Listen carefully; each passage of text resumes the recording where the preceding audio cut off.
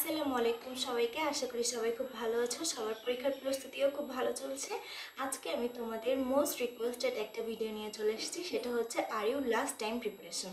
অর্থাৎ এই শেষ সময়ে এসে রাজশাহী ইউনিভার্সিটি ভর্তি পরীক্ষার জন্য তোমরা কি কি পড়বা, কি কি স্কিপ করবা বা কিভাবে আসলে পড়া উচিত, সেই সব কিছু নিয়ে আজকে ভিডিওতে কথা বলবো। আশা করি আজকে ভিডিওটা তোমাদের জন্য অনেক বেশি হেল্প হবে। তো চলো ভিডিওটা শুরু করি। দেখো, রাজশাহী ইউনিভার্সিটি ভর্তি পরীক্ষার কিন্তু একদমই সময় নাই, একদমই কাছে চলে এসেছে। এখন তোমাকে প্রতিটা টাইম ইউটিলাইজ করতে হবে, প্রতিটা টাইম কাজে লাগাতে হবে। তার জন্য তুমি কি করতে পারো, দেখো আমাদের দিনের কত ঘন্টা আছে, মোট 24 ঘন্টা, মানে দিন রাত মিলে 24 ঘন্টা। 24 ঘন্টার মধ্যে তুমি যদি অ্যারাউন্ড 6-7 ঘন্টা ঘুমাও, তাহলে বাকি যে 17 ঘন্টার মতো, মানে 16-17 বা 18 ঘন্টার মতো থাকতেছে, তার মধ্যে থেকে তোমাকে প্রপার টাইমটা ইউটিলাইজ করতে হবে। সেখান থেকে তুমি কি পুরো টাইমটা পড়বো? অবশ্যই পুরো টাইমটা পড়বো না। তোমাকে একটা কাজ করতে হবে, তুমি হচ্ছে 3 থেকে 4 ঘন্টা বাদ দিবা। সেটা হচ্ছে তোমার গোসল করা, খাওয়া, নামাজ কালাম করা, ইবাদত করা, এই সব কিছু নিয়ে তুমি 3 থেকে 4 ঘন্টা বাদ দিলা। বাকি যে 14 ঘন্টা থাকলো, 13 থেকে 14 ঘন্টা থাকলো, সেই 13 থেকে 14 ঘন্টা তোমাকে প্রপার ইউটিলাইজ করতে হবে, প্রপারভাবে কাজে লাগাতে হবে। তোমাকে ওই 13 থেকে 14 ঘন্টা পুরোটা টাইম পড়াশোনার মধ্যে থাকতে হবে।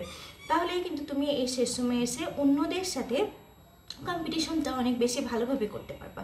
কারণ দেখো, প্রত্যেকে কিন্তু নিজের জায়গা থেকে এগিয়ে আসছে। সো তোমাকে এটা অবশ্যই কনসিস্টেন্সিটা মেনটেন করে চলতে হবে, আর অবশ্যই রেগুলার হতে হবে। এই কয়দিনের মধ্যে তুমি যদি একদিন ধরো 16 ঘন্টা পড়লা, বাকি দিনগুলোতে তুমি একদমই 10 ঘন্টাও পড়তে পারলা না, এরকম করা চলবে না। এই কটা দিন তোমাকে মিনিমাম 13 থেকে 14 ঘন্টা পড়তেই হবে।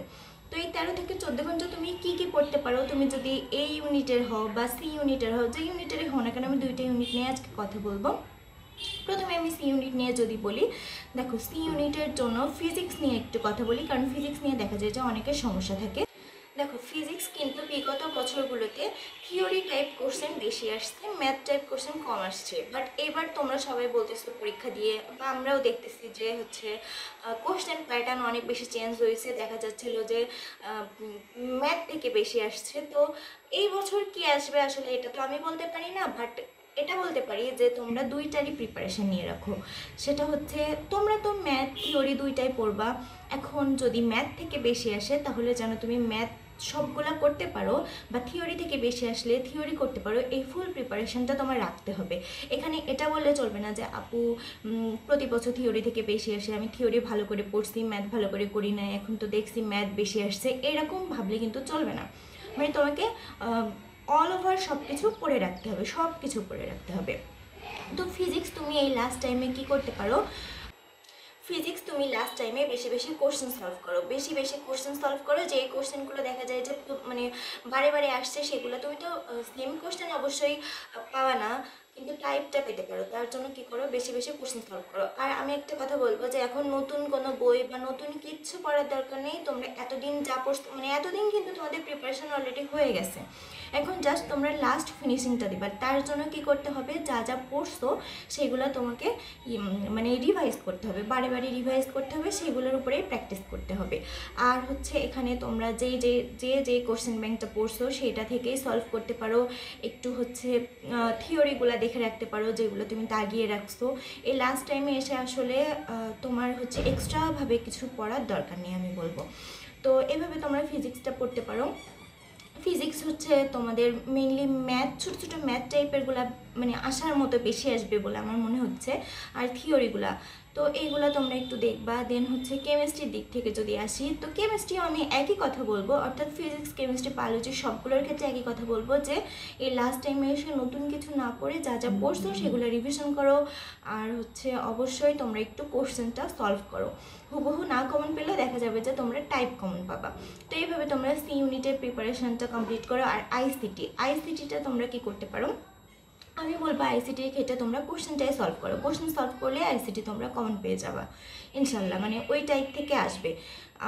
আর হচ্ছে কি আছে, এখন ধরো তোমরা যদি ম্যাথ প্লাস বায়োলজি দেখাও, সেক্ষেত্রে হচ্ছে তোমার 60+ মার্ক পেলে ইনশাল্লাহ যে কোনো একটা সাবজেক্ট তোমরা পাবা।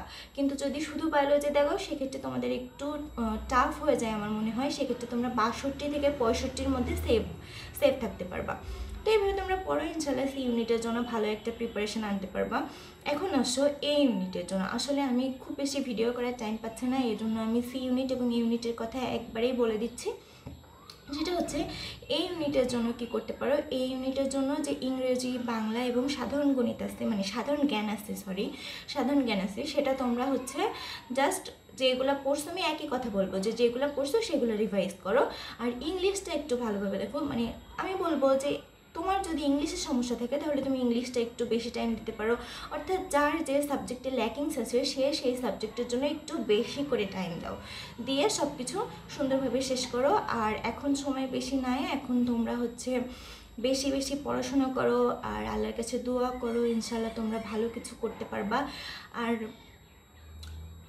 কিছু জানার থাকলে আমাকে কমেন্ট করো। আর আমার মনে হয় যে এখন এই শেষ সময়ে এসে নতুন কিছু পড়ার কোনো দরকার নেই। আমি বারে বারে বলছি যে তোমরা হচ্ছে যা যা পড়ছো সেগুলো হচ্ছে রিভাইজ করো, এখন নতুন কোনো কিছু কেনার দরকার নেই। তো আজকে এই ভিডিওটা এই পর্যন্ত ছিল, সবাই ভালো থেকো, সুস্থ থেকো, বাই।